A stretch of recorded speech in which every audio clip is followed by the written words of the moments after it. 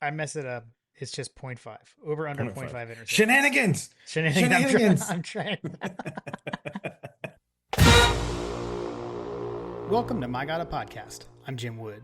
In this episode, John Powell and I preview Georgia's primetime showdown with Alabama under the lights at Sanford Stadium. We talk through what we're looking for in the game, and we answer questions from you, our listeners. As always, remember to check out the newly redesigned MyGottaPodcast.com to see our latest merch.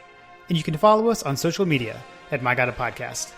Finally, if you need help with your website or your online presence, head over to workingwebmedia.com/dogs. Now, let's join the conversation in progress. We're back. We're back. Here we are. It's a pretty big week, AJ. It's a big one. I feel like this is one of those like game of the year, game of the century of the year of the week. Not according to Matchups. ESPN, Jim. Oh, it's not. Well, true. Couldn't even send game day here. Couldn't get game day to muster enough effort to come down. True. Fair. Fair. That's okay. We'll just have SEC Nation. And Jason Aldean and Luke Bryan. True. True. I did like the tweets. People were responding like, what are we to read into this? Yeah. Might I they think announce something is while it they're on SEC possible Nation? they could is it possible they could hard launch a concert series in Sanford Stadium? Yeah, I would. Seems likely. Seems likely. We'll find out. Stay tuned. Stay tuned. Hey, I've been jamming out to Jason Aldean's just getting warmed up lately. So if he plays that while SEC Nation is here, that'd be awesome. Yeah. Yeah, for sure. Um, I told you in the recording before the recording, I just said that I found a nugget, and because like I didn't read this in like the official game notes or anything, but this is Mhm. actually the 75th matchup between Georgia and Alabama. The 75th anniversary, eh? 75th, well, just 75th, not Well, anniversary, but 75th. yeah, Yeah. yeah, yeah, Yeah. yeah, 75th game played. I was looking at the like all-time series history, and I was like, wait a minute, this feels like a big number. Let me do some math. So it was pretty funny. But yeah, so yeah, we've played 74 times. This will be number 75 between the hedges on Saturday night. So looking forward to it. It's our diamond. It's our diamond anniversary for the matchup. Okay. Okay. Okay. Nice. Nice.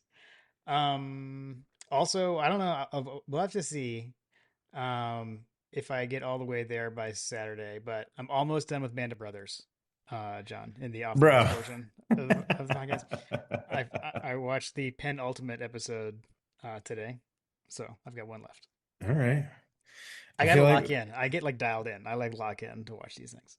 you've been taking breaks to watch Wednesday. I feel like there's more Wednesday that's been watched. Well, it is true. We finished Wednesday, and then Kim and I finished the final season of You, and now we just started another show. So Right. Well, I'm going to be interested to what are your thoughts so far? Have you like I know that last time we talked you were like I think I've watched this before, but I want to get to a part where I haven't. oh yeah, so I'm definitely beyond what I had seen. Okay. Yeah. So I had not seen the whole thing. And yeah, man, I'm at like I said, I just watched the second to last one. So like they're in Germany. Um, man, uh, it's tough to watch too. Like it's very good. Um, I also have found myself like going back and looking through my mom's stuff about my grandfather, her dad, and pulled up some of that. Because like the Battle of the Bulge episode, like outside Bastogne was, that was another one like tough one.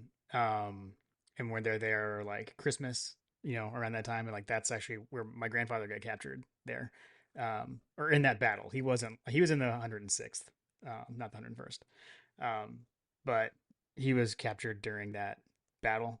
I think he was north of where they were at, Hmm. but just crazy to think about. Still suboptimal. Yeah, yeah, yeah. Yeah, the whole series is definitely like you got school teachers leading battalions of men like I don't know. It's It's fantastic. I highly recommend it. I highly recommend it. I don't know why it's taken me so long. It should not have. So almost done. It's phenomenal. I started it after you started yours, and I've already I've already finished it like a couple weeks ago, I You feel already did like. the full rewatch. Yeah, All yeah, good. yeah. All good. I already did the full rewatch. My bad. My bad. Um yeah. The Easy Company story is certainly interesting. I always like watching the men afterwards, like when the guys or before the episode goes, like they talk. It's like, Yeah. geez. You had the interviews. Yeah. Yeah, it is. It's phenomenal. It's very well done. It's very well Yeah. done. All right. I suppose we can dive in. I Let's suppose we could talk about the football game we can dive that's with the football game. It's a on the big one. gridiron. We got another war, a different kind of war coming up. That's right. That's right. A battle between the hedges. All right, well, let's do the rundown.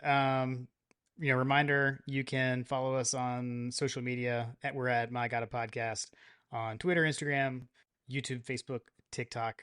You can follow both of us on Twitter as well, or wherever you want to find us. And always, reminder, you can head over to homefield.mygodapodcast.com, get your home field merch. Use code Hunker Down to get 15% off your order. And I'm actually wearing a Home Field Apparel T-shirt today, JP. And this one actually has our code on it. It says Hunker Down on it. So Home Field is even making T-shirts with our discount code. Pretty amazing. Uh, If someone says, "Hey man, that's an awesome shirt," you can be like, "Hey, you can buy it, and you can use this discount code." use this. The discount code is on the T-shirt. Too good. I'm wearing Caroline's Nice. Jesus was a Georgia fan. Um, Caroline, shout out. That was my Christmas present from Caroline. Not a home field shirt. That's okay. That's okay. Uh, All right, let's see. Okay, so matchup Saturday night. We got kickoff is at 7:30 Saturday at Dooley Field at Sanford Stadium. The Dogs come in 3-0, 1-0 in the SEC. This is Alabama's SEC opener. They have not played a conference game yet. They are 2-1 with that opening loss to Florida State. The Dogs are number 3 and number 5 in the polls. Bama is number 16 and number 17. The game is on ABC. We've got the primetime crew: Chris Fowler, Herb Street, and Holly Rowe. The official hashtag that we will forget to use is hashtag Bama versus UGA. And like I said earlier, the all-time series, Alabama leads 44, 26, and 4, making this the 75th meeting between the schools. Last meeting was won by Alabama last year in Tuscaloosa, 41-34, when our comeback fell just short. The weather has continued to change throughout the week, so looks like it's going to be pretty warm, around 80 degrees or so on the day. Bring a poncho, I guess. Definitely some precipitation possible, so just be on the lookout for that. Back a poncho. That's my recommendation. Packing a poncho. All right, Jim. Yeah, yeah. I will definitely have one packed, and then I will make a game time decision as to whether it leaves the house and comes to the stadium. We can always retreat to the breezeway. Always can go to the breezeway. Which right there, I don't know, maybe right there, important announcement. We want to touch on that. My God, a podcast will be in attendance in person. That's true. That's true. We're gonna put our record on the line. We're gonna put it to the test. Look, man, multiple streaks on the line. Not only is the My God, a podcast when we both attend a game in person streak. Uh, and we've got the Georgia 33 game home win streak uh, on the line. So, not since that South Carolina 2019 was the last time we lost between the hedges. So, a lot on the line Saturday night in Athens. Yes, that'll be a fun time for sure. I am looking forward to it myself. I guess while we're on that, like on the hit, I guess kind of like the history matchup kind of stuff. So, I'll run down a couple other things about Georgia with Bama. So, Kirby's 1-6 against Bama as a head coach at Georgia, but we have never faced Alabama at home during that time. So I mean, this is the first time we get them at home since 2015, Rick's last season, um, which is wild. It's been 10 years. It's gonna be 10 years to the date, by the way. Oh This wow. Yep. Okay. So 10 years to the date since we played them. That was that rain game. We were like taunting them coming out of the tunnel, and then they just waxed us. Um, the last time we beat them at home, again, we hadn't played them at home since 2015, but the last time we beat them at home was in back in 2003. Uh, so kind Back of when back in our days. back So in our days. Yeah. yeah, yeah. So those are just a couple of things I had there. We've got a lot of demons to exercise on this one, Jim. Yeah, yeah. Agreed. Agreed. All right. Let's see. I believe you have some fun facts. Do you have some fun facts to hit us with? I have a fun fact. Obviously we've played these guys quite a bit over the last several years. So I don't recall talking about this in the past, but maybe Jim, your super memory will be able to recall if we did or not. We'll see. We'll see. I'm gonna touch on Yeah, Alabama. Okay. Do you recall us ever talking about this? Yeah, Okay. Alabama is a song that they sing. It's like their fight song or whatever. And it came about in 1926 through a competition, and it was something that happened after they won the Rose Bowl, the national championship back in that time period. It was written by a student there was a editor, the Rammer Jammers. I think he's an attorney now, or was an attorney at that time. Um, like later on. And I'm gonna read you the lyrics of this thing, Jim. Okay. Okay. I'm ready. Hit me with it. And from what I've read in my extensive, very, very highly, like Jason would be so proud of me research. Um, apparently it was written overnight Okay. by the student, which is like a totally a college kid thing to do, right? Right. Seriously. All right, here we go. This is the Yeah Alabama fight song. Yeah Alabama, drown 'em tide. Every Bama man's behind you, hit your stride.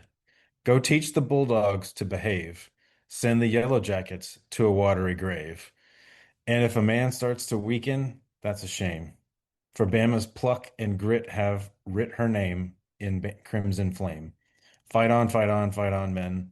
Remember the Rose Bowl. We'll win then. So roll on to victory, hit your stride. Your Dixie's football pride. Crimson Tide, roll tide, roll tide. Interesting. Does anything strike you as odd in that fight song, Jim? Yes. Okay. So I heard two schools from Georgia mentioned. I heard Georgia and Georgia Tech. I heard no Auburn, right? I heard zero Auburn, Wow. That's weird. which is weird, right? Is that like a we hate them so much we can't even like say their name kind of thing, I Okay, wonder? so in my extensive research, Ooh, you I actually have an answer for this. Amazing. I do have an answer. I do have an answer to this because I was curious as well Okay. about that, and I believe that the answer to that question is so back. This is all referencing the season. Like this is like just Hmm. a total college kid thing to do. So it Okay. was written after they won, right? Hmm. So it's referencing victories from that season. So this fight song is literally about one season, basically, which is Got kind of it. crazy as well. Okay. So go teach the Bulldogs to behave is referring to the 27 to nothing victory over the Georgia Bulldogs at that year, in that Okay. year, 1925 or whatever. Um, and the Yellow Jackets to a watery grave refers to a rainy 7 to nothing win against the Georgia Tech Yellow Jackets. Hmm. Remember the Rose Bowl will win then. So that's talking about Alabama's first Rose Bowl victory in 1926. Got it. And I believe that this was written as part of a contest because the Rose Bowl requested that they have a song to have played at the Rose Bowl. They didn't have one at the time. So let's write it the night before. So let's write it the night before and cram and cram that sucker in. Uh, College, even in the 20s. but yeah. Um, so yeah, anyway, that's the Yeah Alabama. And ironically, Yeah Alabama was their NIL, like, you know, Uh, collective or whatever that they had. Gotcha. Um, but yeah, so Georgia and Georgia Tech are mentioned in the Alabama fight song.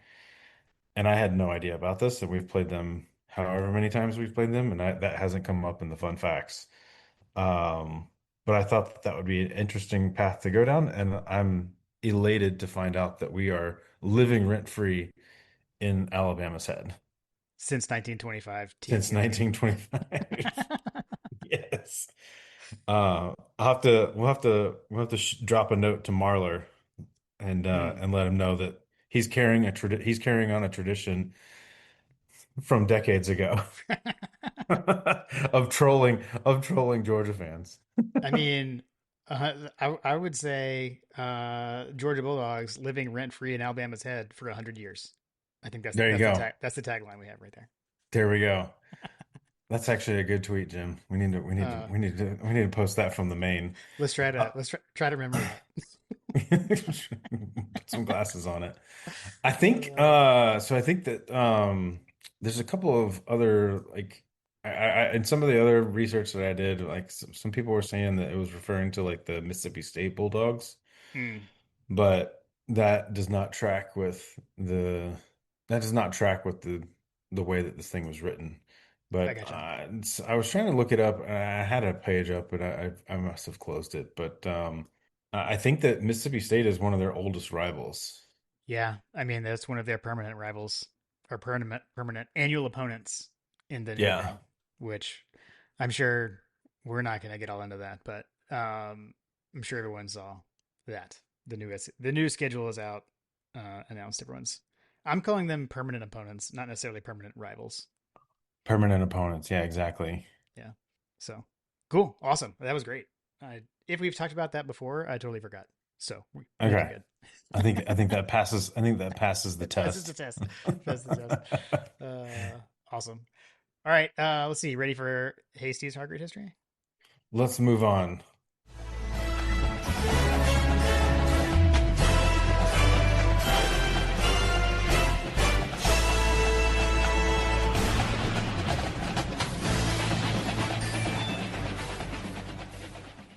All right. Hasty's Hargreaves history, Alabama edition. Um, Reminder: you can always go over and see Jason at the Hargreaves Library on Fridays during the fall. So you could do that this week if you're over there ahead of the game. You can head over there this year. There is an exhibit going on around UGA swimming and diving that was helped curated by legendary coach Jack Bowerly as well as Jason, obviously. So always a good time to go stop by and see Jason. All right, here we go. From Jason, this is what he sent us. Georgia's games against Alabama are rarely carefree affairs. For Georgia fans of all ages, every new game against Alabama is covered in the shadows of past struggles. The 1964 season was Vince Dooley's second in Athens. His team had exceeded all expectations by finishing third in the conference behind national champion Alabama and arch rival Florida.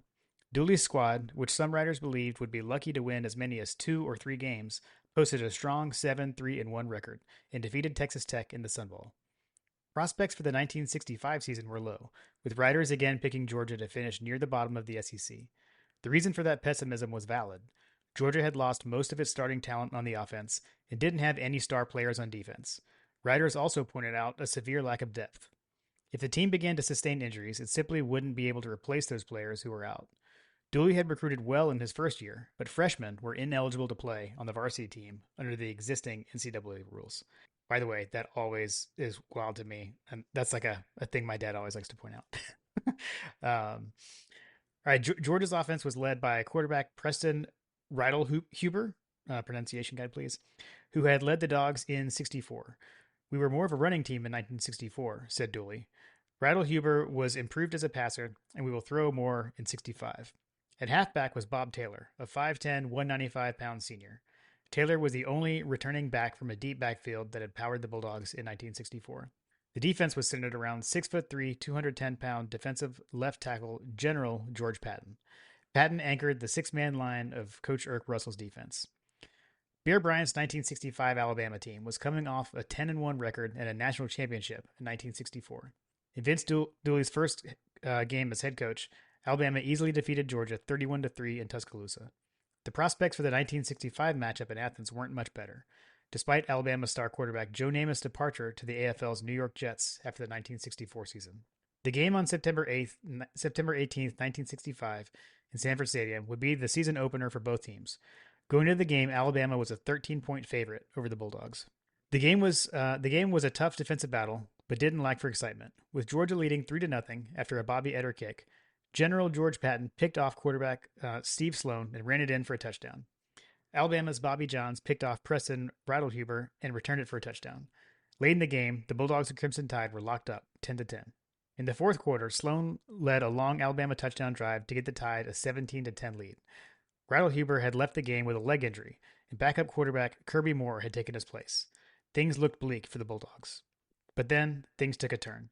Vince Dooley called for a trick play, a flea flicker that had not worked well in practice, but which he felt could give his team a spark. Kirby Moore threw a short pass to right end Pat Hodgson. Hodgson, while falling down, deflected the ball to Bob Taylor, who was trailing Hodgson but near the sideline. The deflection caught Alabama's defenders flat footed, and Taylor ran it in for a long touchdown. The play covered 73 yards and brought the score to 16-17. In conversation with Coach Dooley before he passed away, I asked him about what he remembered about that play. This is Jason talking. He was excited, obviously, but he recalled that former Oklahoma coach Bud Wilkinson, who was covering the game for ABC television, got caught up in the moment and went back to his coaching days. He ran up beside Dooley and began shouting at the team that they needed to go for two. Dooley laughed as he recounted this and said that he told Wilkinson that he knew and had just called the 2-point play. Kirby Moore hit Pat Hodgson for 2 points, and Georgia led 18-17 with very little time left. In true Georgia fashion, the game was not quite over. Steve Sloan led Alabama on a furious drive. With only 14 seconds left on the clock, David Ray, who had led kickers nationally in scoring in 1964, lined up on the 26-yard line for what should have been a sure 3 points. The kick was short and to the left of the goalpost, and Georgia took possession of the ball. With a quick kneel down, mighty Alabama had been defeated. Georgia won its next 3 games of the season, including a 15-7 win over number 7 Michigan in Ann Arbor. Jason adds he guessed Connor Stallion's grandfather hadn't scouted Georgia well enough, and had reached a number 4 and had reached a number 4 ranking in the AP poll. After that, injuries and a lack of depth took their toll. Georgia ended the season unranked with a 6-4 record. Alabama recovered from the loss to dominate the rest of its schedule and ended the season with a 6-1-1 record. The tie was against Tennessee and the national championship. The victory over Alabama signaled that the Bulldogs and their young coach would be a force in the SEC going forward. The long drought of the 50s and early 60s was over, and Georgia was once again a contender for bowl games and championships. Alabama fans have long argued that the play was incorrectly called. They argued that Pat Hodgson's knees were down when he caught the ball, so the play should have ended there. Georgia fans argue Hodgson never possessed the ball and simply deflected the pass to Taylor. So whether or not his knees were down was irrelevant. This is similar to an argument about the immaculate reception between Steelers and Raiders fans. Ultimately, with no replay, what the referees called in the moment matters. As a postscript to this story, the inimitable Barbara Dooley enjoys telling the story of meeting Bear Bryant at an SEC event not long after this game. She introduced herself to Bryant, who then laughed and said, "Mrs. Dooley, and I'm the man who made your husband famous." Amazing. What I will add is, from my recollection, that also made one young Frip Dog a Georgia fan. That game was the day my dad became a Georgia fan because he was watching that game. Oh wow, okay. Yeah. Was he actually there? Mm-mm. Oh, okay. He was watching it on TV. He He was was watching it watching on on TV. TV and decided that was the day. Yep. Yep. So a pivotal Georgia win led to a generation of Correct. wood fans. Exactly. And it was a big departure because my grandfather went to Tech, so Mm. it was a big change. It was a big change All right, all right. Do, did your dad do that because you wanted to make your grandfather mad? there. Because I did that to my dad, but I eventually realized the errors of my ways. No, no, it was more that fateful day, JP, with the flea flicker. So, The which is flea, more a hook and ladder. It's always kind of funny, but it's always referred to as a flea flicker. But it was more a hook and ladder. But I digress. yeah, yeah. That's Awesome. awesome. Thanks as always, Jason. It's always fun to see these stories unfold. Yeah, for sure, for sure. Shout out, Jason Hasey of the Harvard Library. Always appreciated. All right, let's see. News and notes. So not a lot from the press conferences, just a couple of things from Kirby. One, good news. He said that there are no limitations for peanut. So that was good news. Then he got a question on Ernest Green and Juan Gaston. He kind of dodged it, honestly. He didn't give them any hopeful or anything, but he just talked about what they were able to do at practice, not whether they were healthy or not. Um, I will add Okay. though, as we're recording on Wednesday, the injury report is out. Um, Gaston is not listed on the injury report, so that's good. But Ernest Green is listed as doubtful, so not sure we're gonna not sure we'll see Ernest this week. But he didn't get the kiss of death. He Hopeful. did he did not get the hopeful kiss of death, so we will see. We will see. We gotta get the rankings here, right? Like if Kirby says you're hopeful, but if you're listed as doubtful, then you got a shot. Correct, exactly. Um, Nothing. I didn't see anything like earth shattering anything from like Kalen DeBoer's press conference. I think the only thing news and notes wise there is running back GM Miller has been out and sounds like he's expected to return. So just FYI on that one. Okay. All right, so let's see. In the game itself, JP, um, net yards per play. I will say overall, like Alabama definitely looking better than Georgia there at 2.63 yards per play. We're only at 0.7, so we need to get that up. And turnover margin, something they have been very good at. So Alabama is +6 in the turnover department, whereas we are -1. The run What I hear option. you saying is that we need a regression to the mean. Correct. Correct. All right. What do you? Let's actually, yeah. So let's talk about that. What we're looking for when Georgia has the ball. So the Georgia offense, Alabama defense. Um, some notable folks from Alabama. So the leading tackler is senior linebacker Deontay Lawson. He's got 19 total tackles on the season. Junior Bray Hubbard, defensive back, has 2 picks. Mentioned they've got 6 takeaways on the season. And then Yanze Pierre is a sophomore linebacker. He is the sack leader on the team with just one total sack. So just a few folks to look out for on the Alabama defense. I don't know, JP. Yeah. What are you looking at? What are you looking for from our offense I mean, in this game? I think just like everything for the season is going to come down to the offensive line and what we're able to do along that front. Um, I like the fact that they are ranked 78th in the country in rushing defense. Mm-hmm. So they're giving up 138 yards of, you know, they're giving up 138 yards of rushing offense. I would say that if you were to give me that number before the game, I would take it. Um, Yeah. So, yeah, I'd say that if we can just get them into, playing to their, averages on the rushing side of things and then get them uncomfortable in the passing side of things. Um, as you look at curious, I mean, yeah, like I said, I think that it's ultimately going to come down to that. I think that their one loss on the season is to Florida State, which by and large looks to be, one of the great quarterbacks of the season. True. But aside from that, they haven't really played a whole lot of anybody. Wisconsin sucks. Louisiana Monroe sucks. So they basically played a couple of practice games and haven't really been battle tested against a true defense and offense. Yeah. Unless you are categorizing Florida State into that category. Um, so yeah, I think that we'll be okay with these guys. Like I said, if we can get the offensive line moving in their averages, for a rushing attack, um, I would take that number all day long. I think that what are we? We're averaging 209, and they're giving up 138, so somewhere in there.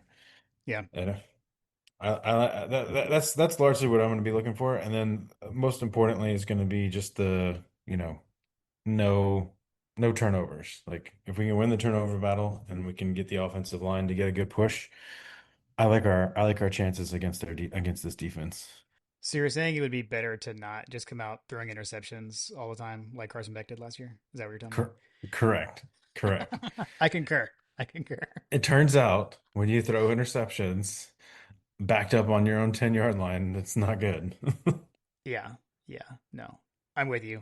And I mean, I would say last game against Tennessee, taking the shot play early definitely opened things up, I think, for this offense. And then also love, the 13 personnel. I mean, we're struggling on the offensive line, bringing those extra blockers via the tight ends and run the dang ball. So I'm with you, man. I'm with you. And we saw Gunner do it with his arm and his legs. We've seen him do that basically all season, except the one game when they didn't really let him run. So I expect to see more of that as well. So I'm with you. Yep. Cool. All right, let's talk about when Bama's got the ball, kind of their offense, our defense. So they are led by junior quarterback Ty Simpson. He has thrown for 862 yards and 9 touchdowns, no interceptions on the season, 72% completion percentage, 186 QBR. So he has statistically has done very well. Um, Kind of a two leading rushers are Kevin Riley, he's a freshman running back, 120 yards, and then AK Deer, also a freshman running back, 85 yards and 7 attempts and 1 touchdown. So like we're not a ton of rushing coming out of this offense. Um, but with the passing, uh, Bernard is actually the leading receiver. So Jeremy Bernard, senior wide receiver, 15 catches, 275 yards, 3 touchdowns. And then Ryan Williams, he's 18 now, I guess. He's not 17 anymore. Sophomore receiver, 10 catches, 195 yards, and 2 touchdowns. Yeah, if the ball gets thrown up, guys, just bat it down, Whew. please. Yeah. Yeah. Let's talk about that a little bit because I think I can't remember if we specifically talked about it on the podcast or not, or if this was you and I just talking, who knows, before the podcast, after the podcast, texting. Like Tennessee, I think we were talking about, or you had said something along the lines of like the receivers are, I mean, they're not like similar receivers. It feels like Tennessee is like the big physical, like go up and get the ball kind of thing. Where at least Williams for sure. I mean, he can make a catch in traffic. I mean, we've seen him do it, but I feel like his strength is more like after the catch and being shifty, etc. I don't feel like they're like the same kind of receivers as we saw at Tennessee. Yeah, so Jeremy Bernard is 6'1", 204, and Williams is 6 feet, 178 pounds. Okay. And so their two biggest weapons are nowhere near the size of Tennessee's wide receivers. From my recollection of their stats, I feel like the Tennessee's wide receivers were much bigger. Yeah, I would agree with that. So yeah, I think that this is ultimately going to come down to like how nervous do you feel about, you know, our guarding Ryan Williams in the secondary, and I'm sure that Kalen Kalen DeBoer is probably going to be looking at, you know, their Tennessee's receivers were running free in the secondary, seemingly at will, at times, Yeah. and I imagine that they'll probably try to get our guys moving in space, because that seems to be something that we're struggling with this year. Yeah. So I like Kirby off the bye week.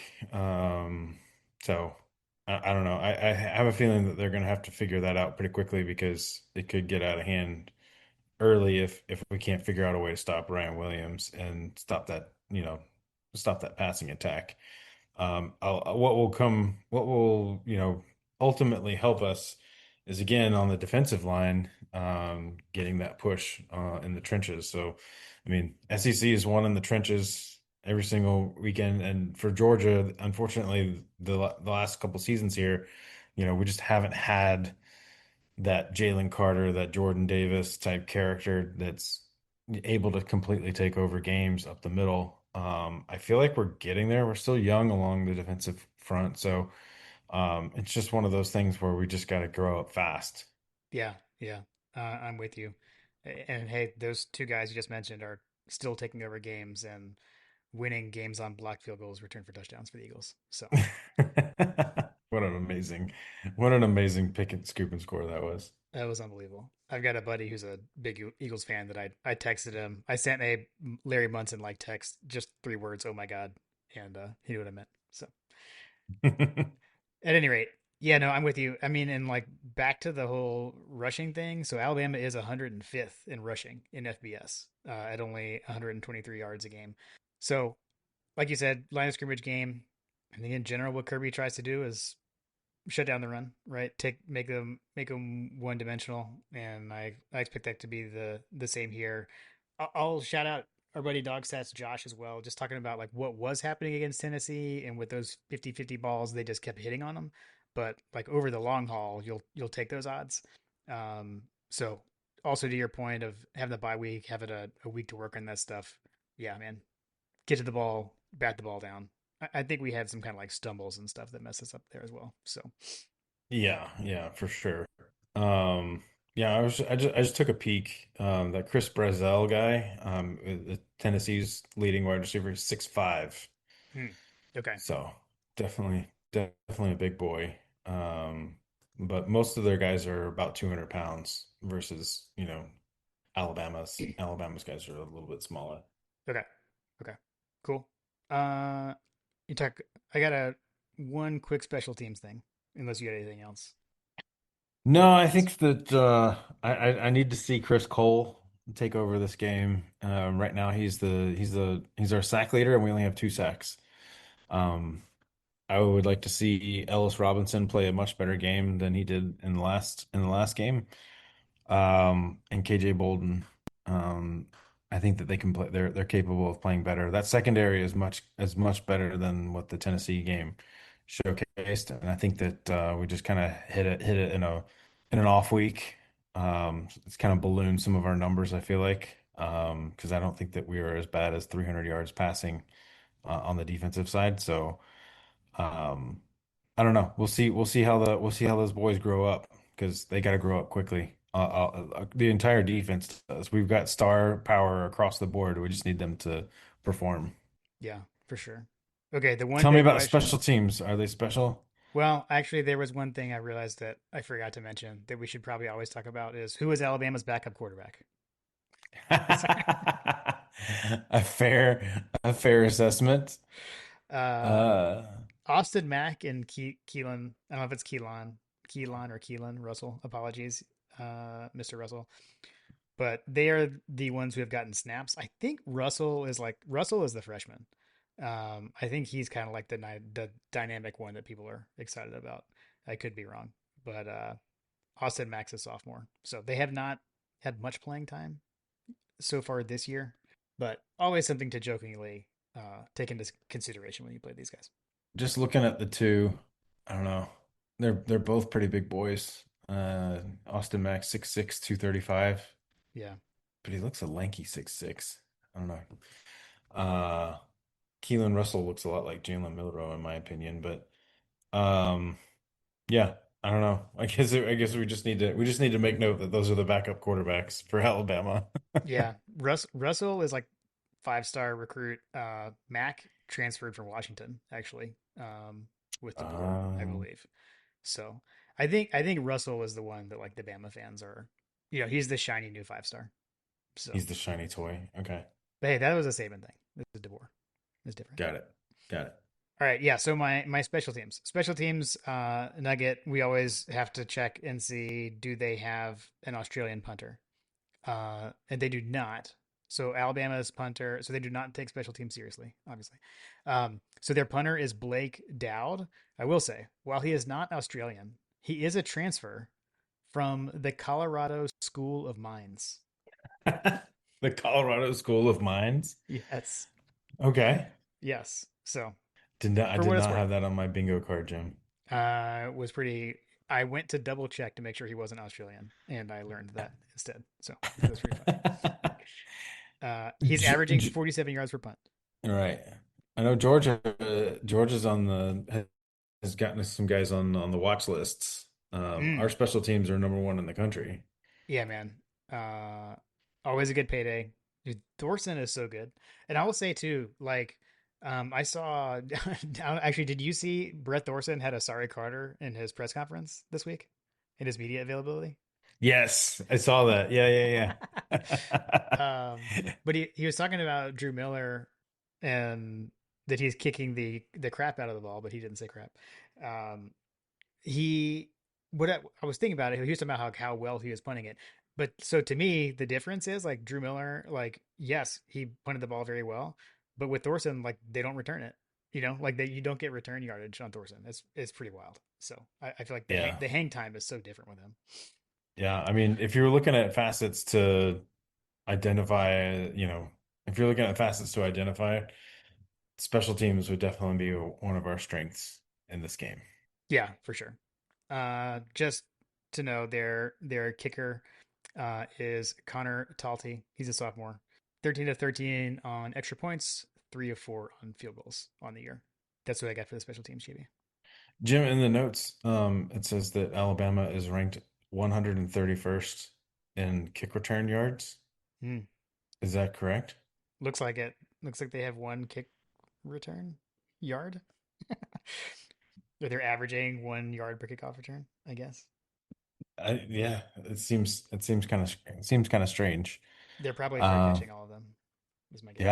yeah, yeah. Um, I don't know. That's something that sticks out. That sticks out to me Okay. as Okay. far as the special teams go.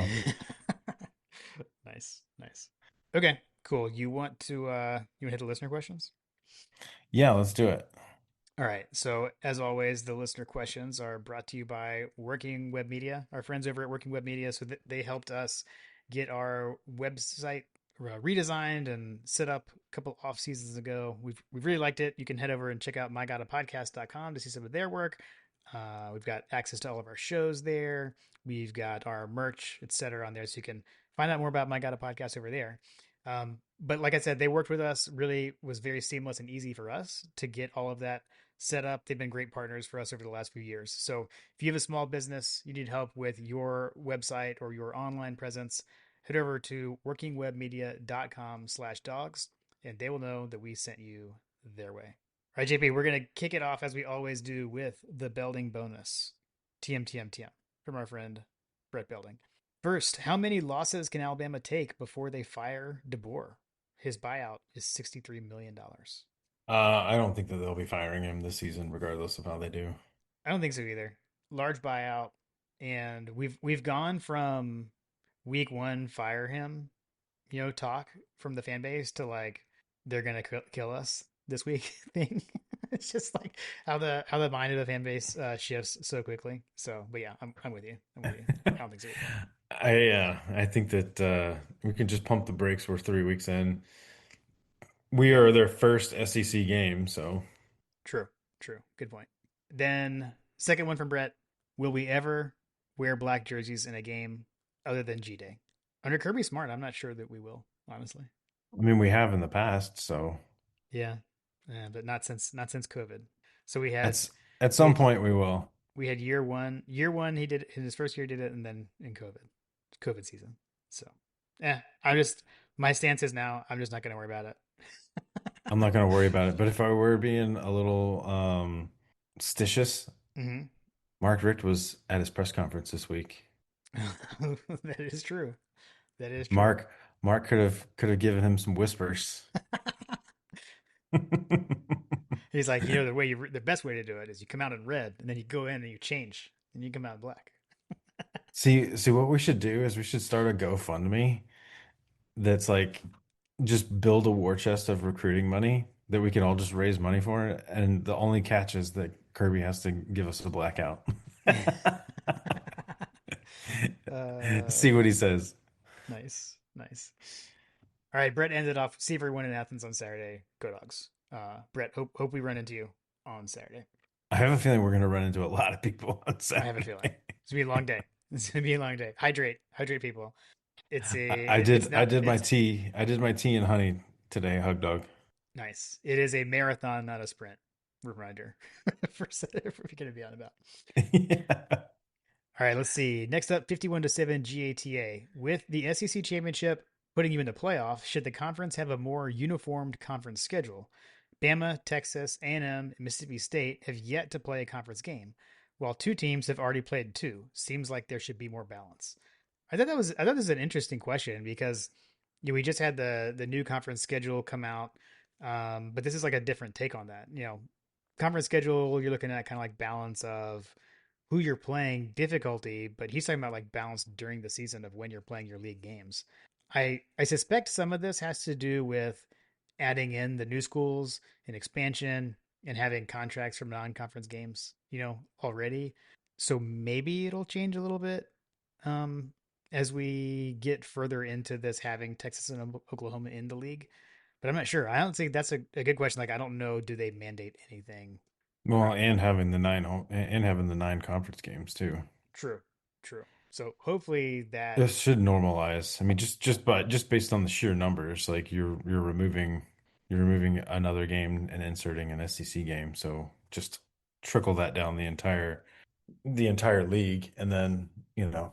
some of that. I'm sure that there'll be the one off couple of teams that maybe are still playing, you know, uneven schedules or whatever here and there. And it's Yeah. not, I suspect it's probably not going to be the same, although based on the schedule, this it's come out, Bama probably will get favored in everything because the checks run through Birmingham. Right. Uh, cool. No, I think you're right. That makes sense. That makes sense. All right. Let's see. We hit a little stitious earlier. That phrase came out, so we're just ready to hear from John Michael D. On the little stitious front. Are we all that old compared to whoever thought a blackout was a good idea and they don't remember? I certainly will not be changing from my usual game day attire. However, I'm packing that in a change while out of town. Fire, passion, energy. That was pretty funny. I will say the was it, I think Barstool Georgia or whatever account was the first one to be like blackout, which we knew was coming. I think the day Yeah. the Tennessee game was over, we knew it was coming. We were just kind of sitting there waiting for it. But that tweet ultimately got deleted because they got a lot of backlash from that. We got a lot of pushback and they deleted it. So Ra for what it's worth, ratioed, as the kids say, Jim. they did get ratioed. They did get ratioed. Yeah, I have a feeling that well, it was them, and then Spike Squad was kind of like digging in on it. I feel like, Spike Squad, yeah, they like quote tweeted and like changed the graphic to say they were both supporting it. I think they kept their tweet up. I don't know, but yeah. I don't know, maybe I just haven't been on Twitter as much, but I haven't heard as much since. Like there was an initial push and it seems to have somewhat dwindled, maybe. Although we have multiple questions about it, so maybe not. I mean, when a company like Barstool puts something out like that, it's hard to take it away. Yeah, true. Even if it was deleted, it's still out there because I've seen it screenshotted and the graphic I've seen posted elsewhere. Like people were posting it and the internet is forever, guys. If you That's don't want true. it, if you don't want it on the internet, someone's archived it somewhere. Um, yeah, I, I'll cover my bases and come red and black on. How about Oh, there you go. that? That'll work. That'll work. My thing is, we might have another question about this, but I'm just gonna say like kind of like my stance on this now. And Hug Dog actually tweeted something to this effect. The original blackout in 2007 against Auburn, that one was announced by the school. Like Rick actually came to a press conference and said the players want the fans to wear black. And then ever since then, I feel like we as the fans have wanted to recreate that and we have tried to recreate that.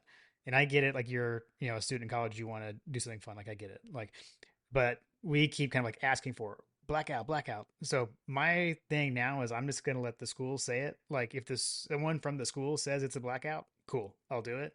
But otherwise, I'm not gonna be like trying to like push like a fan led thing. I don't know. That's kind of my stance on it. Okay, we can continue. Uh, Yeah, yeah. I wish that the school would just go ahead and knock it out and just say these are the games that we're gonna do the uniforms. yeah, Auburn will always be a blackout at home. Tennessee will be red pants on the road. Blackout or red out Florida, Florida, Georgia. Um, you yeah, know, whatever. Like I think the red out actually makes more sense because we can drown out any Alabama colors. 100%. And that's something that I picked up from Chase Kelly was around like Bama fans are going to be there wearing crimson. If we as Georgia fans all wear red, it kind of mutes the crimson wearing fans in the crowd, so we get the overhead crowd shot. It's hard to tell that there's even any Alabama fans there because they're in the crimson, we're in the red. It kind of blends in. So it's good for the look on the TV as well. Agreed. All right, John Michael D added also. You guys remember that one time we beat Alabama, kept winning until we went back to back? Amazing tweet. That was awesome. I like that one, John Michael D. So good, so good. All right, let's see. Next up, Fletcher Proctor. Sorry for the late question, Fletcher. No need to apologize. All good. Got it in plenty of time. I was reading my new coffee table book about Aguilar starting the game 14 of 14, and it got me thinking. Forget blackout Sanford. What if we checkerboard Sanford? I hear that always works. Tennessee never loses when they do that. Dogs by 20. Oof. Oof. I love it. I'd take that too. Yeah, seriously. Checkerboards for Tennessee. Screw those guys. As the hat says, Jim. That's right. And That's right. TMF. I will go back to a little stitious, Jim. I want to Mm, address a little stitious point. okay. Wallpaper Wednesday on schedule. True. true. Wallpaper Wednesday was out there. Man, when that wallpaper tweet hits, you're like, ah, I guess. It's actually a pretty cool image too. I like it.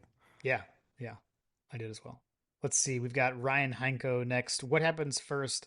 Dabo leaves Clemson to return to the Gumps, or Pit Boss returns to Athens? I don't think Dabo is going anywhere. I don't think the Gumps want Dabo to come anywhere near them, unless he was maybe a coordinator. I don't know. Yeah. Um, I think Pit Boss would be more likely to return to Athens, but I have a feeling that if they let him go, he's probably going to retire to the lake. Yep. 100%. Shocking. We agree. Oh my God, a podcast. But I think I would I not think mind Debo's him gonna coming retire. back I would not mind him coming back as a consultant, Ooh. Okay. like Yeah. Yeah. one Will Muschamp, or I think we saw Cheney's actually at Tennessee now. He is. Yeah. Yeah. Yep. No, Oh, I'm get with you. cute. I'm with you. I mean, I don't know. I've the seat is hot for Debo. I will say that the seat is hot after last week.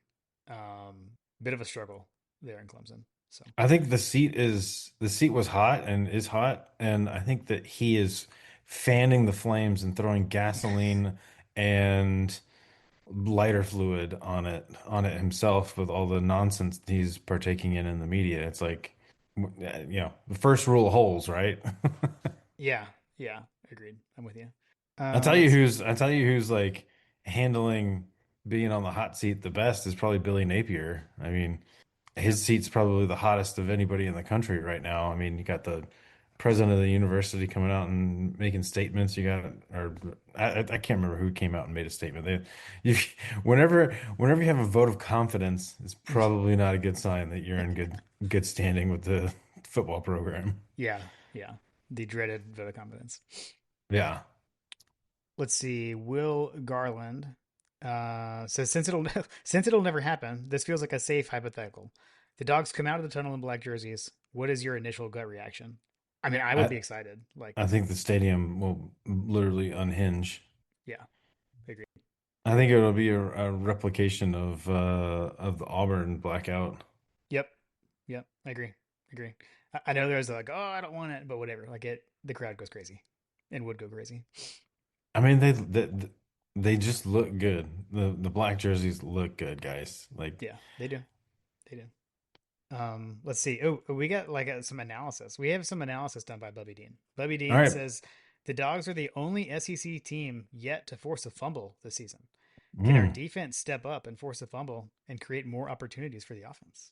get that ball, Bubby. I like it. He even provided like he had a hyperlink to statistical backing of that. It was amazing. Okay, It was okay, amazing. man. That is kind of hard to fathom.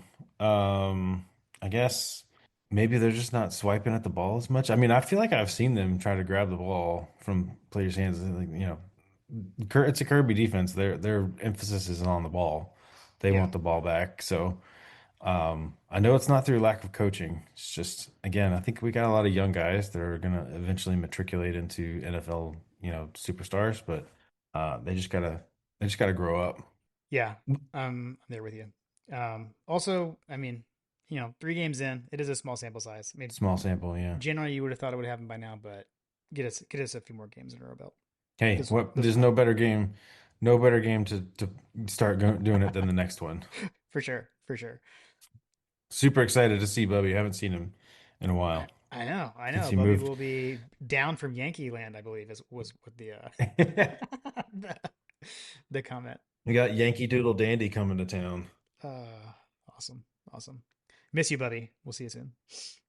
See, James Lawson says Georgia's had trouble generating consistent pressure this season, but I just watched a Wisconsin linebacker, Wisconsin linebacker put Bama center flat on his back last week. How do y'all feel about that matchup for Georgia's front? Hey, from your lips to their execution. Yeah, yeah. I mean, and we talk about it so much like pressure is the great equalizer. I mean, that's the way to keep that ball out of Ryan Williams' hands is get pressure and get Simpson like off schedule. So we love it. We'd love to get some pressure. We'd love to get some sacks for the sack challenge. Would be nice. So yeah, I'm with you. Let's see. Next up, we've got Rambo. Rambo has a very simple question for us, John. Are we nervous? Uh, quietly optimistic. Okay.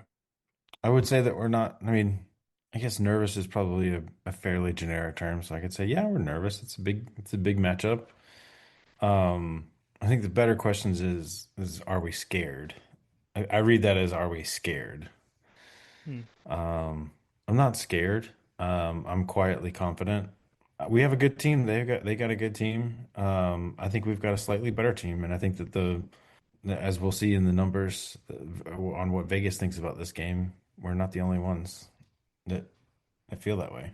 Yeah, I feel like I'm usually more nervous than I am for what take that for whatever it's worth. I'm not really nervous either.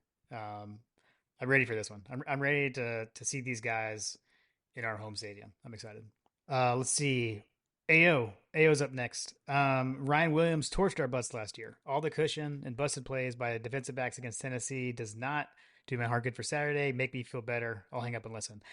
Adam, I think probably just back what we said earlier around the physicality of Tennessee's receivers.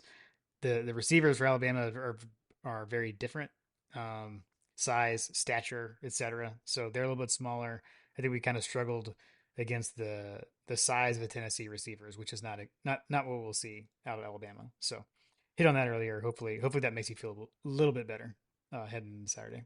Yeah, I think that Ryan Williams is going to be for sure be one of the focal points for our defensive backs. But like I said, I think that they'll be coached up a little bit more. I I mean I realize that hindsight's 2020, but like we got burned on some 50-50 balls that just didn't go our way, and 9 times out of 10, I like our guys to make those plays. Yeah, agreed. Um, let's see. We got Matt Key up next. Um, let's see. We we talked blackout, so no, we should not go blackout. I think that's our stance. Um, two, you think there are still some things that have been held in the tank specifically for this game? What do you think about that, John? I know we talked about that a lot heading into Tennessee. Like, were we holding back, things? Do you think there's a chance we've still done that to some extent heading into this one? Um, Like, could we see some new wrinkles against Bama? I mean, they clearly had some stuff left in the tank for the goal line situation. They installed several different run looks. I think we heard uh shoot Austin Brooks. Mm-hmm. He talked about how there were like 11 new concepts that they had installed in this last game. So like very clearly they've got things up their sleeve that they can pull out. I mean, shoot, we've been and moaning about goal line offense, and then for the 2 point conversion, they bust out a play that worked to perfection. I'm like, why didn't we see that? So I have a feeling that there's still stuff that they've got up their sleeve for certain situations and things like that that they probably are sitting on. And I do think that we probably will see them if the coaching staff feels like that they need to put them out there. Yeah, yeah, that makes sense.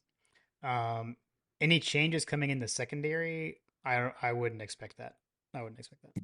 Yeah, I wouldn't expect that either. I mean, the talent we have a lot of talent. Like I said, it's just we're watching some young guys go through their lumps, and you saw it with other special talent defenders in the past, but you know, you just kind of have to take your lumps on some of these. I mean, and you saw in the game, every single one of them that made mistakes ended up making up for it. Yeah, yeah, for sure. And then he said, anyone have a breakout game that's a surprise? I'll tell you somebody I'm watching that it's just, I mean, he's been out there, he's been playing a lot. But it's someone that we didn't really talk about, like kind of like in the season leading up, like in the preseason, is Kyron Jones. I don't know, he's a guy I'm keeping my eye on in the secondary. I think he's been playing well. So we're talking about on the defense or just in general? I guess in general, I mean, Josh McCray, sure. I would put him in that ilk as well. But he showed that he could tote the rock in tough situations, and put us over the goal line literally against Tennessee. So I would put Josh McCray in that vein as well.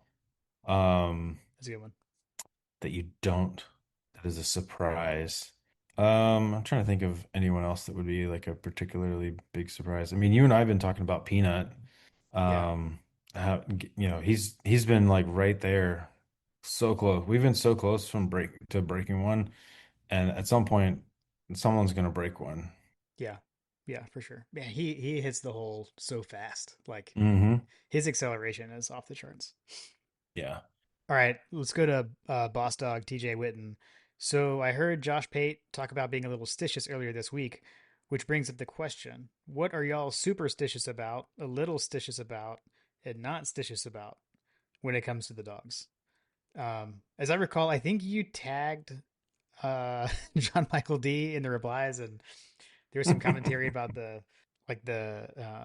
my stance on like attire that I got from Hunter.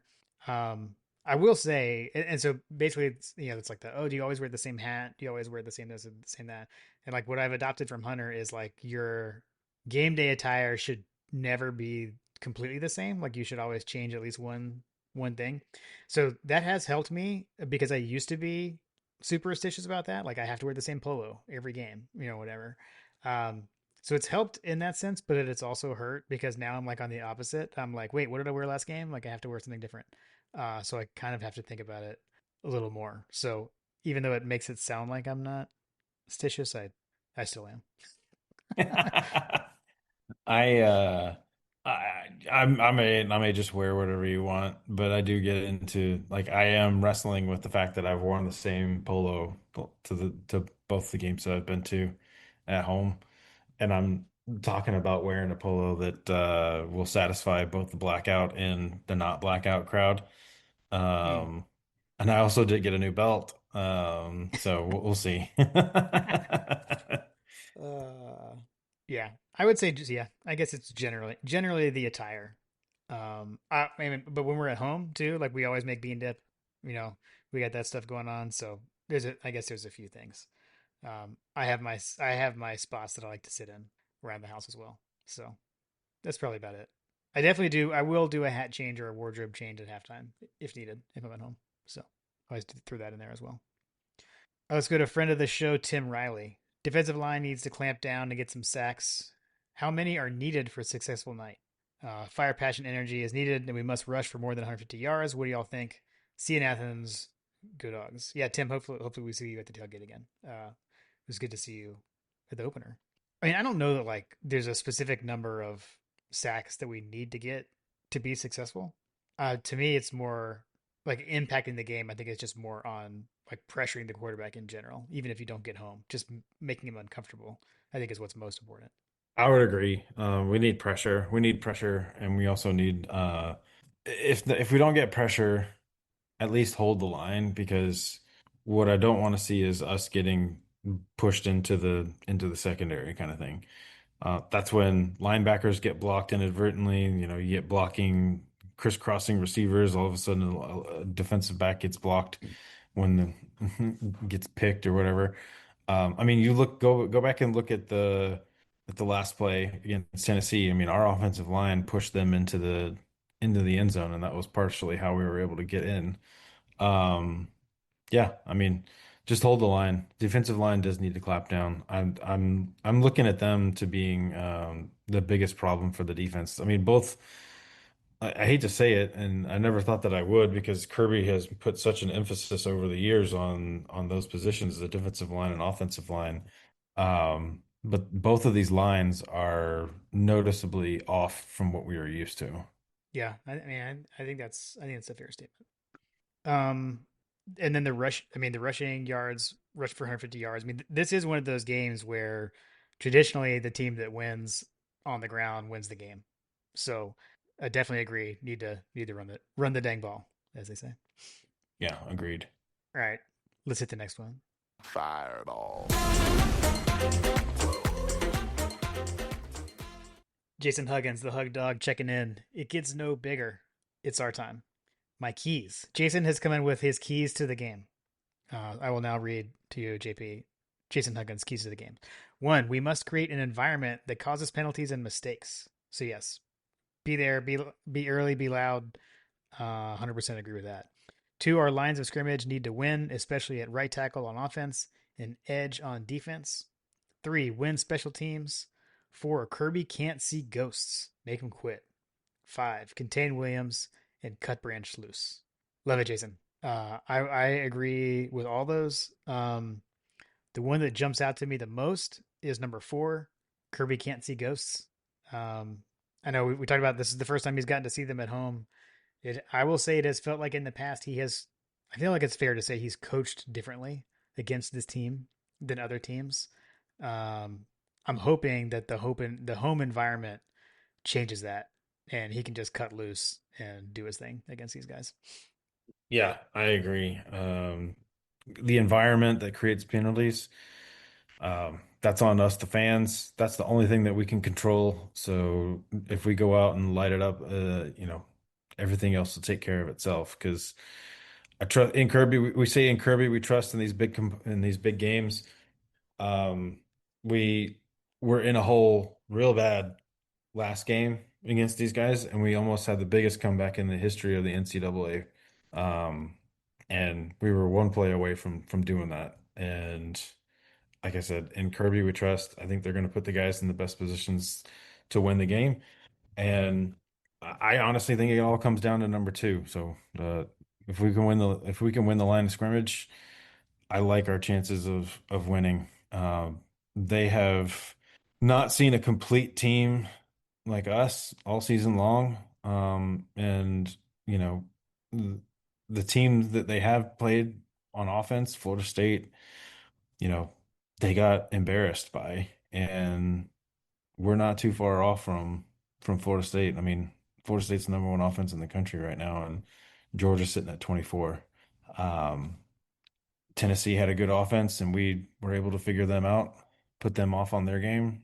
I don't know, man. I like our chances here, and you should too. Yeah. I think the one thing I'll add on the environment is, so last year when we got to our night games later in the season, we saw Josh Brooks and team add some new things to the environment. Sanford Stadium with the fireworks came, came around. First time we'd ever seen that in Sanford Stadium. So, I mean, we've had them in the other games too, but those really are awesome at night.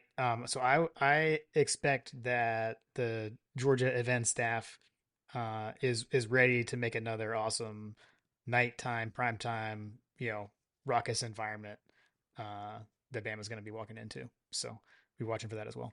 Yeah, you saw we have the wristbands that are going to be they're going to do some kind of digital wristbands, right? Yeah, it looks like there's going to be some new stuff added for for this game. So excited to see how that turns out. Cool. All right, JP, we got one more. You ready? Let's do it.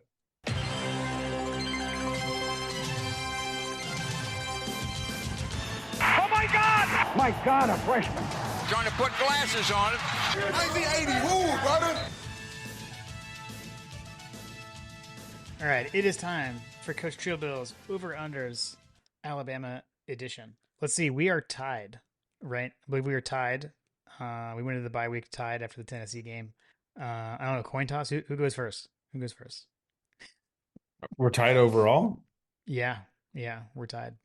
I'll give the honors to you, Jim. Okay, I guess if we say from the tie, I was in front before, Yeah, yeah, you were in so front before. so I keep the honors. Okay. All Mhm. right, so I'll go first. So we're gonna start off with the offense as we always do. Gunnar Stockton over under 275 passing yards. I mean, he just went over that for the Vols on the road. I'm gonna say he's gonna do that against Bama at home. I'm gonna take the over. Mm. I've got him on the under. Okay. All right, over to you. Georgia running backs with a carry over under 3.5. I'm gonna go with the over on that one, Jim. I'm with you. I actually agree on that. And then players with a catch over under 8.5. I'm gonna go over. We still we like to spread that ball around. Yeah, I'm gonna go over. I looked at that at first, and I thought it was wide receivers, but it's players. Mm, it is. It is. Okay. Let's see. Over to you. Flipping over to the defense. First one is over under 280 passing yards for Ty Simpson of Alabama. I think he's gonna go over that. Okay. Okay. Um, I guess I'll agree. I guess I'll agree. I'll agree. I don't want to agree. I want to say under. Strategery. And then over under tackles for a loss by the Georgia defense. Over under set at 4.5. Oh man, that would be delicious. That maybe this is a want, but I'm saying over. I've also got them on the over. Okay. And then rounding out on the defense with you, over under 2.5 interceptions. Is that to me? Oh, I said it No, wrong. I I was about to have, say, hold on a second. My notes say different. yes, the screen says 2.5. I mess it up. It's just point 0.5. Over under Point point 0.5. 0.5 interceptions. Shenanigans! Shenanigans. I'm trying. Shenanigans! I'm trying. All right. uh, My bad. I have on the official point 0.5 line. I have it on the over. Okay. I promise I didn't do that on purpose. Oh I'm man. like, I actually made notes this time, Jim. So I have Oh, everything. you I came made all my prepared. picks. I made all my picks beforehand. Oh man. Oh, too good. All right. I didn't do the picks beforehand, but I'm gonna agree with you though. I think we get one. I think we get one from this guy. Okay. Okay. So let's see. So now it's to me. Hopefully I got these. Did I write these down correctly? I'm not sure. We'll find out. Special teams, Peyton Woodring field goals made over under 2.5. Is Uh, it, is it to I'm gonna, you? this is me. Yeah, I'm gonna stick with what I thought to myself beforehand. I'm gonna go under just on volumes kick because we're gonna score touchdowns, John. I've got the under on that one as well. Okay. All right, and then this one, I almost reached out to coach because I'm not 100% sure the reference here. I know what he's talking about. Okay. So over under Bama players with stuffed animals. Over under point 0.5. I have it on the over. Okay. What is the reference here? I feel like I'm missing something. So they have I think it's Ryan Williams. Which honestly, dude, like Ryan Williams is on like a bit of a sophomore slump or whatever. Hmm. Um but Ryan Williams pulled up into the season opener with a stuffed Tyrannosaurus Rex, I believe it was. Um Okay. and I can't remember what I'm trying to verify because I didn't think about this ahead of time. What I'm trying to verify is if it was one of these stuffed animals like my daughter has. Like there's these like weighted stuffed animal things that you can buy Hmm. at Target, and I think that it's one of those, but I don't know that they make a T-Rex one. But anyway, he was pulling it in. Um, and I don't know if there was any kind of like, he was doing it in honor of someone, but that's like a Okay. thing. Like the youths are carrying stuffed animals around. Okay. Um, Okay. Emotional support stuffed animals. There's also like a sub, we're off the rails. There's also a sub category that they sell, which I thought that my client was pretty amazing in creating one, and I don't have it with me. It's in they've been usurped from my domicile, but um, the emotional support dumpster fire. It's like this little knitted thing, and you're supposed to like squeeze it or whatever, and it's like I don't know. But there's apparently emotional support fruit and vegetables that the kids are buying at school that are similar. They have like little, like, I think like Camden got one that was an emotional support apple. Dude, the things you learn on My God a podcast. You never know what's Yeah. gonna happen. And I think my daughter has an emotional support broccoli. Yeah, anyway, As one does. As one does. as one does, yeah. All right. Oh well. With that, I have to go hit the over. Appreciate Yeah. appreciate the background. I saw this and was gonna go look into it, and I didn't. So I'm glad that you had that background for me. What he should have done is over under shades of nail polish color. Mm, mm, mm. Could have. Okay. All right, Coach. Uh, Thank you as always for doing that, and we'll see you Friday. Actually, this week. So we'll see you Friday. Along with every other person, man, woman, and child in the state of Georgia, it feels like. Well, we'll see them on Saturday, but we'll see Coach on Friday. That's true. So, That's true. Friday. I'm sorry, I forgot about Friday. Yep. cool. I All live right, day to Coach. day, Jim. That's right. That's right. Hey, I'm just making sure you remember. Oh, I'm not forgetting that one. Awesome. All right. Let's do the picks, do the predictions for this game. So if we look at like the line stuff, so the line is Georgia is favored by 3. According to OddShark, the over under is 52 and a half. That gives you an Is it implied three or score. 3.5? Did the line It drop? moved. It moved. Mm, It was 3.5. Now it's three. Um, okay. that gives you an implied score of Georgia 27.75 to Alabama 24.75. Um, the predicted score from OddShark has Georgia 32.2 to 26.2. Looked at Parker Fleming's CFB graphs. He does have Alabama slightly favored in this one. He's got Alabama like 24 ish. Let's call it 25 to 21. He's got like a 4 point spread there. I ran our scoring impact numbers. Take this with a grain of salt, super small sample size, but that's got Georgia 31.5 to Alabama 25.5. So yeah, I don't know Hmm. where your head's at. I don't know if you got something prepped or you want me to go. Um, no, I'll let you go. Okay. I mean, so for me, like I was saying, I feel like I'm kind of like oddly calm about this one. Like I'm usually like freaking out. Um, we're heading in to play these guys. Um, but I kind of take it back to like what you said earlier, John. Like, I think I think these are two good teams. I think we're a little bit better. Um, you can do all the streak stuff. The Kirby 1-6 against Bama, all that stuff. But I'm relying on um, the 33 home win streak on the line. When you add the My Gotta podcast in person, dogs on top, 31 to 24. Hmm. I like it. I am going to go with again, I think that we control the game enough. I don't know that we're going to be able to contain Ty Simpson. His numbers just jump out pretty sharply, and having seen Joey Aguilar, Tennessee's a good offense. Um, I just think that that he's gonna get his yards basically. It's just a matter of can you contain him. Um, Yeah. so I look to that as something that I feel confident that we will sort out because we were able to sort it out with Tennessee. I've got the dogs 27 to 25, 28, Ooh, 25. nail biter. Yeah, Okay. 28, 25. Yeah, I feel like I don't know. Our the way we're thinking about this is so much different probably than like after week one. But I think we've kind of been saying around, like they're not going to look like they looked against Florida State. I'll tell you that.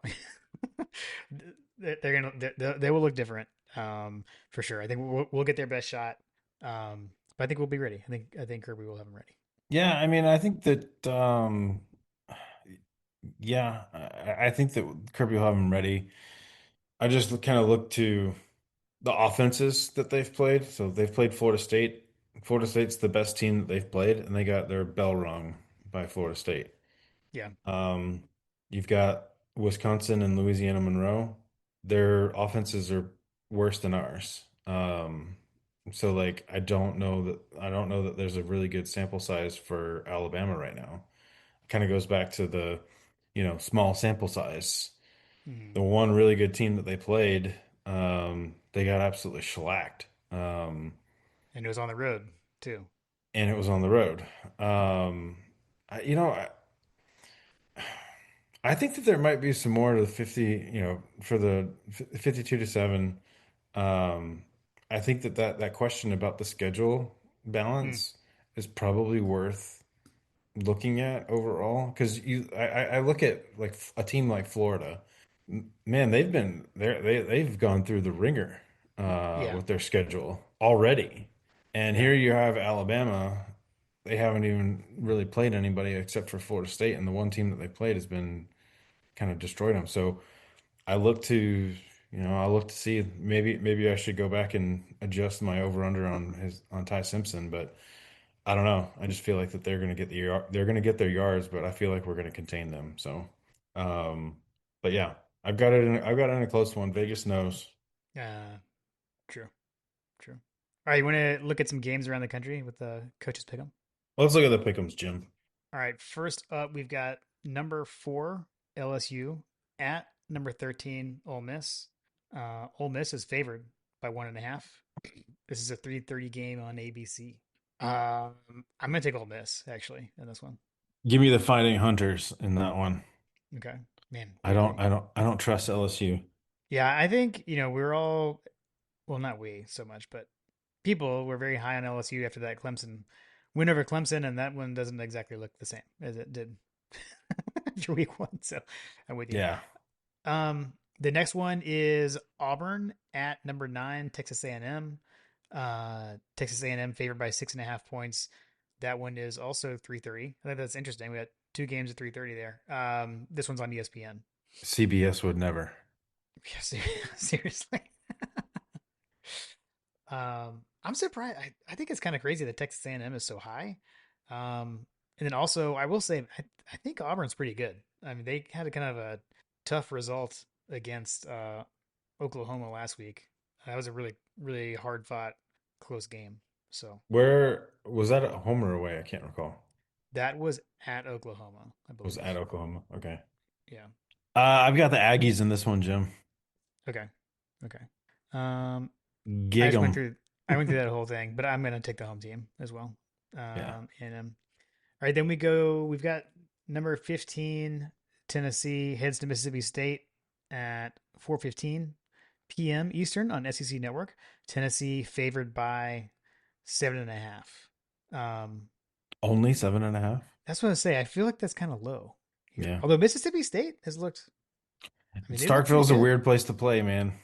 Yeah, yeah, and I mean, Tennessee. Although well, I'd say hangover from Georgia. They had a game last week, but they beat UAB. They did what they do to a small school again last week. Right. I mean, I guess I got to go with Tennessee. I'll be picking UT Knoxville on that one. Okay. Uh, then we go to Arkansas. We got number 22 Notre Dame, 4.5 point favorite at Arkansas.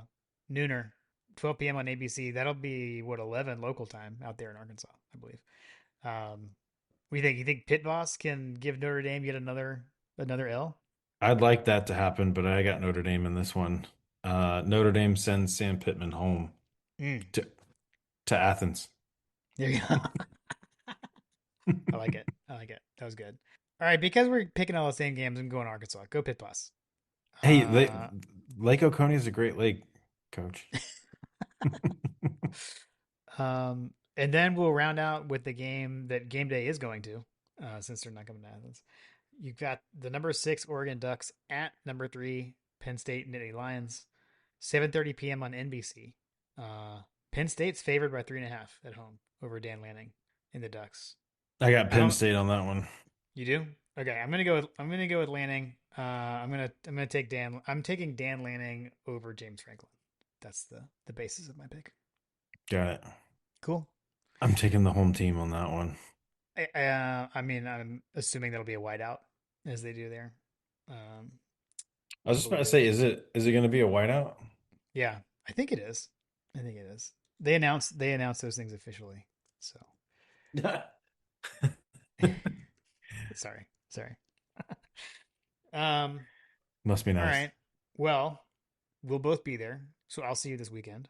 So we know Oh, that's happening. I'll be heading down solo. Lily has I'm trying to think of the right terminology. I think it's like North Carolina Honors Chorus.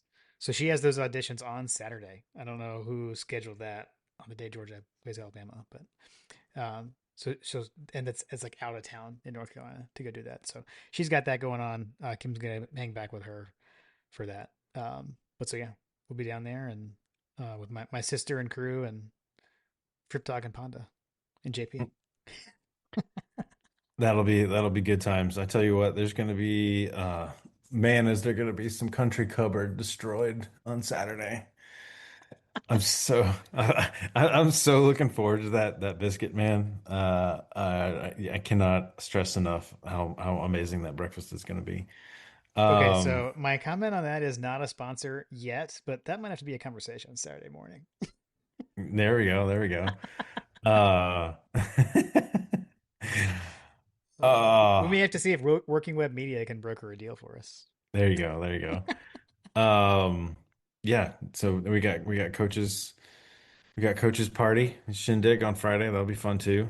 Yeah. Um, Yeah, it'll be a good time. yeah, it's gonna be a good weekend. I'm looking forward to it. Kids went with their mom to the mountains, and so uh, I think they're coming back though before the weekend. But I had already kind of earmarked this as a probably kids are not going to enjoy being around tailgating all day long. Yeah. Yeah. Yeah. Yeah. It'll be a It's long gonna be a day. long day. Yeah. Yeah. Are It we will. gonna bust out the bean dip? Mm. I mean, we might have to. We might have to. Why not? Let's do it. I'll teach you. We'll be there. I'll teach you how to make it in person. You can, although I don't know, you make it more fancily than I do. Do I? I feel like didn't you made like a pattern on the top with like the vegetables or something or Oh, tomatoes or I something. did do a pattern. I think Yeah, that's what I was saying. wasn't it like a Georgia G or Yeah, something? you like Yeah. made a G with like tomatoes or something. So Yeah. also reminder of the way I make it. I make Panda's famous bean dip TM Jim's version, which is not my mom's. I have Yeah, yeah. my I have my way of doing. I cut corners. I Isn't make it well, beautiful. we'll have the luxury of having the famous Panda live and in person to make her Panda's famous bean dip. That That's could be true. an option too. Could be. Could be. Okay. Okay. We'll put glasses on it. We'll put glasses on it. To put glasses on it. Uh, Um, I think I had made a mention of doing something a dessert for the tailgate, so I might bring something for I might bring something for the tailgates. okay. Okay. Something that's a Nice. little bit more easily transportable. Cool. I'm excited, man. I'm excited to see you, to see everyone this weekend. Excited to see these guys between the hedges. And I'm looking forward to lighting up Sanford when it comes to the fourth quarter. Absolutely. Yeah, I'm looking forward to having a good time and seeing everybody out there tailgating. The tailgating scene is going to be fun. So, um, that said, we'll see you on Saturday between the hedges and go dogs. Go dogs.